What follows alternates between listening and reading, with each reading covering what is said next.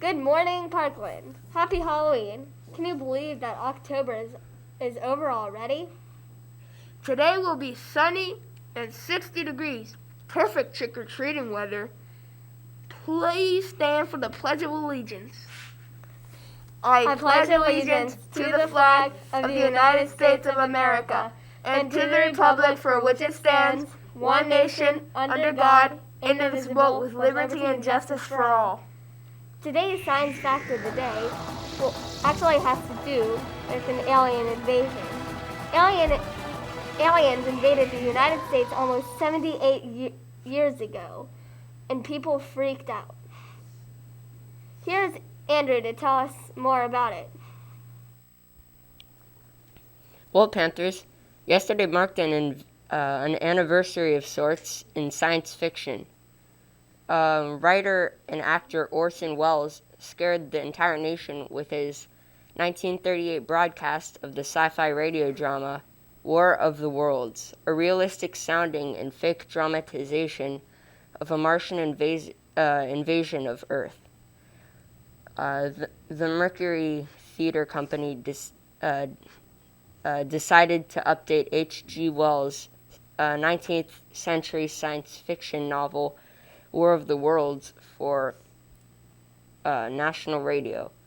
War of the Worlds was not planned as a radio hoax, and Wells had a little idea of the havoc it would cause. The show began on Sunday, October 30 at 8 p.m. Much of the radio audience was listening to another program and switched over to the broadcast after the other show ended. So they missed the beginning of the broadcast telling everyone it was only a radio play.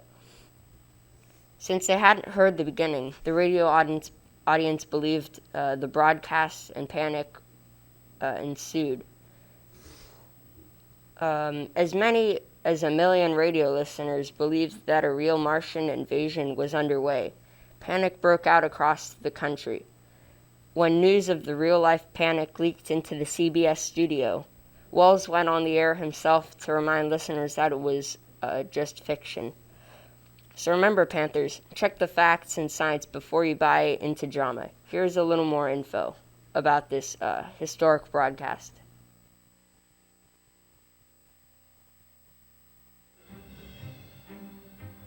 Orson Welles' War of the Worlds. Never before had a radio broadcast provoked such outrage or such chaos. Upwards of 1 million people convinced, if only briefly, that the United States was being laid waste by alien invaders, and a nation left to wonder how they possibly could have been so gullible. Brilliantly directed by Welles, the War of the Worlds would become in the end the most famous radio program in history, known forever after as the Panic Broadcast. Yet it all began unremarkably at a little past 8 o'clock in the East, a Sunday evening like any other in America, with dinners being finished, dishes washed, and radios across the country turned on more or less in unison. The Columbia Broadcasting System and stations present Orson Welles and the Mercury Theater on the air in The War of the Worlds by H.G. Wells. It was October 30th, the eve of Halloween, a night known variously as Mischief Night, Devil's Night, Hell Night, a night that for some 200 years had unleashed all manner of trickery on the unsuspecting. On this night, in 1938, it would also unleash the pent-up anxieties of a nation.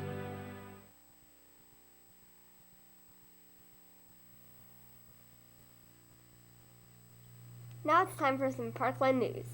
Tech crew members, you are meeting today. Meet Mr. Bergman on the stage after school. Order your yearbooks now to get the lowest price of the year. Forms went out last week and are posted throughout the school. Reduced price ends November 11th. Return forms to pay and payment to Miss Coppola, room 2003. The book fair begins this week on November 3rd and runs until November 11th. So stop by and pick up a few good books during the book fair. PPTV crew members, don't forget to turn in your permission slips for the Channel 9 field trip to Mr. Bergman as soon as possible. You can stop by the TV studio or see him at lunch. Yearbook Club will not be meeting this week. We will meet again November 17th. Math team will be meeting in room 2020 with Miss Reinecke on Wednesdays from now until March. Super Saiyu will meet this Thursday, November 3rd. Students will continue exploring pond organisms and stocking their ponds. Please remember to bring your flash drives. 8th graders, don't forget about the 2 guest speakers this week.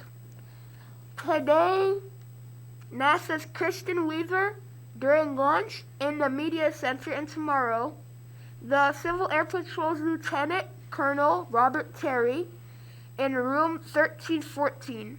See Mr. D'Souza with any questions. Magnet test review for 8th graders will be in room 2020 on November 15th with Miss Reinecke. Finally, don't forget to bring in your change for St. Jude's and vote for the staff member that you want to dress up in like a pink bunny. The contest begins tomorrow at 3 in all 3 lunches. See Mr. Bergman if you have any questions. Now let's go to Andrew once again.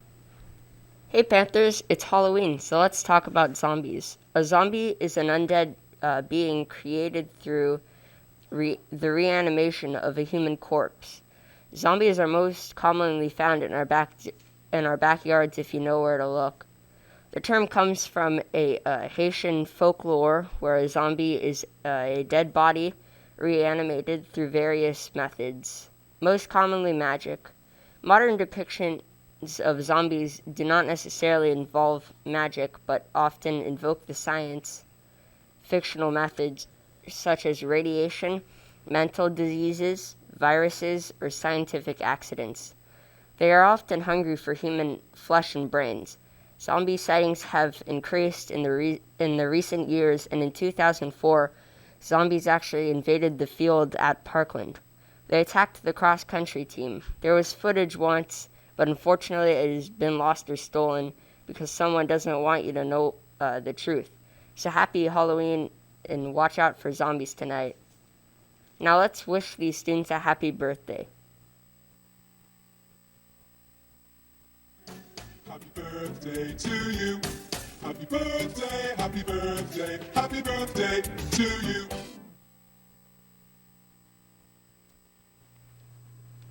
Panthers, hope you have a great time today and didn't get attacked by zombies.